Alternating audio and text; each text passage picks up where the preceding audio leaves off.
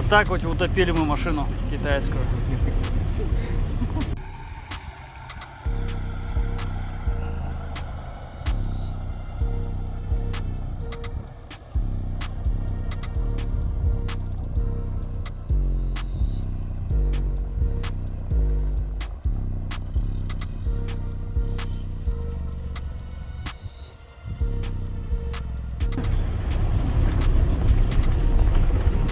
Сука, вот полный привод. А как тебя надо на полном приводе не ездила?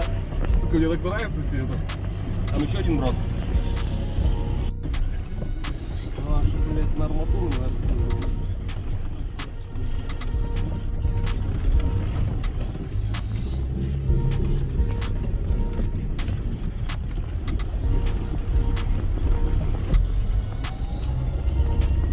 Да, вообще в кайф дело, отвечаю, просто в кайф.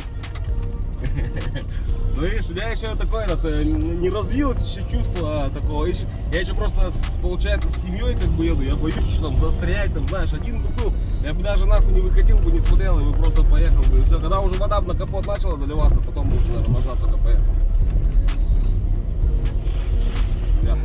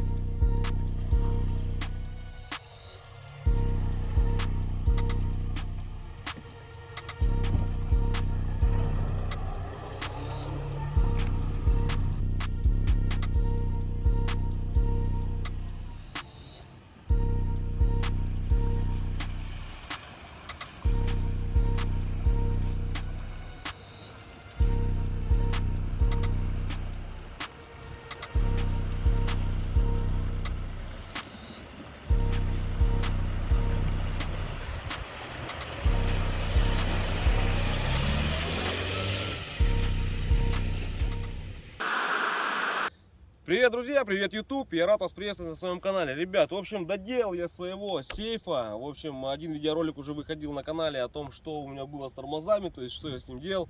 В итоге сделано было очень много. Значит, в первую очередь, это я перебрал коробку, потому что не было задней передачи. То есть, сейчас коробка у меня переключается, все нормально, передача задняя есть. Вот, значит, перебрал передний мост, в общем, много-много чего сделал, переварил полностью выхлопную систему, соответственно, все расходники и так далее. Вот, осталось совсем немножко, то есть мелочи какие-то остались, то есть у меня вот здесь вот шпилек не хватает двух, вот, где-то там еще сзади одной шпильки не хватает, будем потихонечку это восстанавливать. Вот, давайте, в общем, посмотрим, вообще, как бы, если, допустим, брать его по кузову, по раме, то машина абсолютно целая, то есть нету ни гнилья, нету дыр. Значит, рама у него в краске, нету гнилого ничего. Он только весь по кругу полностью весь мятый. Вот такие вот вмятинки, подойди, посмотри. Вот такие вот вмятины, здесь вмятины. Вот здесь вот, значит, была рваная бочина. Здесь шпакля лежит у нас. Вот, начал отгнивать. Но я думаю, в следующем году, может, если денежка позволит, мы его в Раптор как бы вообще заделаем. Так, значит, по фары надо еще поменять. Но это тоже это не первоначальное. Нужно все это хозяйство отмыть. То есть у меня ковролин, полы, все засрано. Так, небольшой марафетик сегодня навели. Сделал заднюю дверь, не открывалось, значит, стекло. То есть жопа тоже вся мятая. Подклепал вот так вот бамперок. То есть сейчас бампер стоит на месте. Все, он тут висел на проволоке, как-то примотанный был. Весь, короче, некрасиво. Более-менее вид такой стал.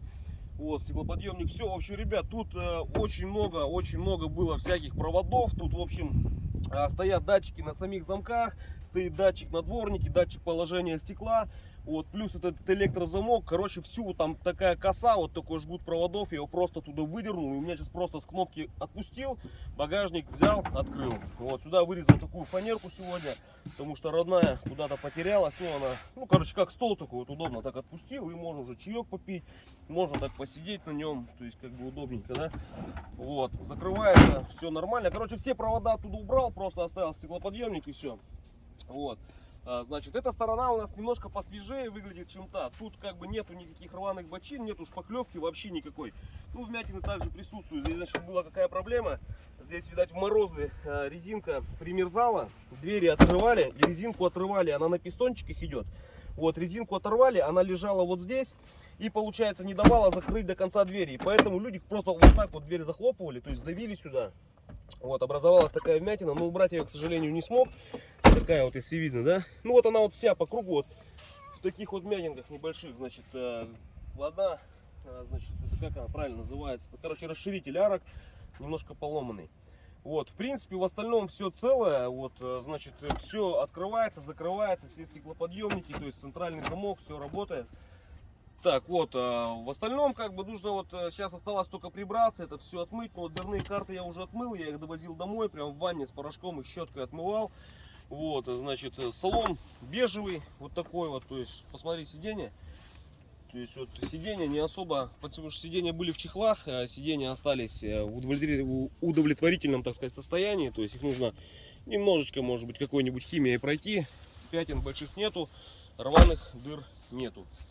Вот, значит, поставил я, значит, музыку. Вот, значит, здесь была установлена магнитола от Ховера, она сюда не подходила по размерам, вся эта пластмасса как-то висела, непонятно, все торчало. В общем, установил сюда снизу вот такой вот, как бы, кармашек, как бардачок, и поставил обычную однодиновую магнитолу. Нужно перешить еще вот этот вот чехольчик, кожа у меня есть, кожзам, я этим займусь в ближайшее время. Не было вот этого подлокотника, значит, тоже я его с разборки взял.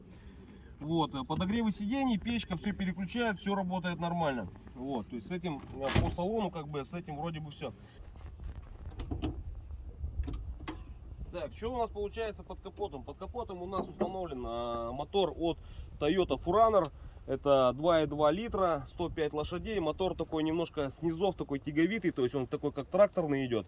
Вот, соответственно, здесь ничего тоже по нему особо не делал, то есть там со стартером немножко, с проводами.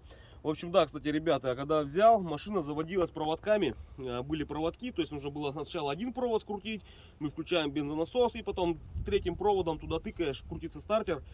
Вот, это было сделано, то есть предыдущий хозяин отогнал к электрику, перестала запускаться машина, электрик сказал, у тебя, говорит, сгорела контактная группа, тебе нужно, говорит, в общем, менять контактную группу, как бы, и будет тебе счастье.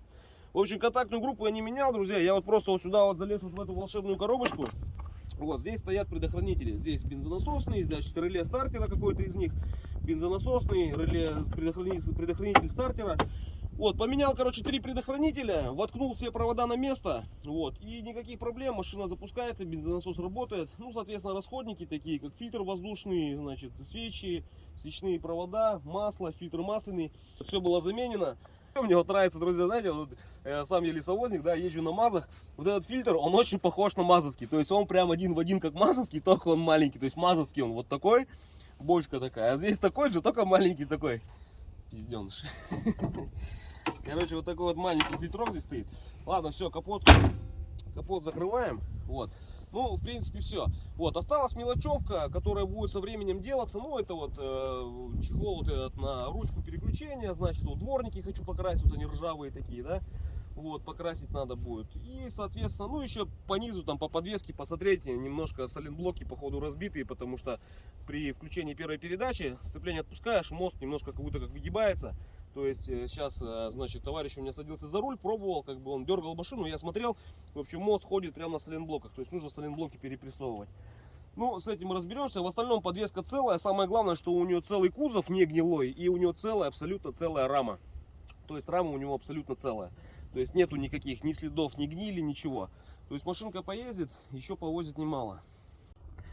Так, и осталось мне еще разобраться надо будет с вот этой вот штуковиной. Скорее всего, ее просто нужно поменять, потому что от, значит, этого блока работает только мой один стеклоподъемник.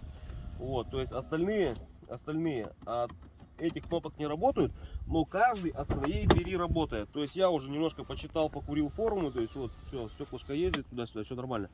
Почитал, посидел, покурил форумы, ребят, говорят, что вот это вот у него какой-то блок, модуль какой-то шины идет, там всего 2 управляющих провода и где-то стоит блок управления электростеклоподъемниками. Вот, смысл в том, что эти два провода, они управляют всеми остальными дверьми. Вот, надо будет попробовать где-то на разборку, может быть, заехать или где-то попробовать с какой-то другой машины снять, посмотреть, в нем ли это дело. Вот.